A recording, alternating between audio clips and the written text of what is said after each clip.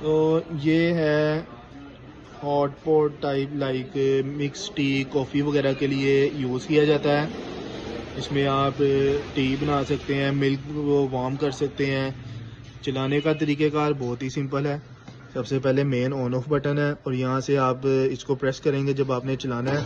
ये एक red light of हो जाएगी, ऑटोमेटिक होगा। और ये इसका टाइमर है, ये ऊपर से है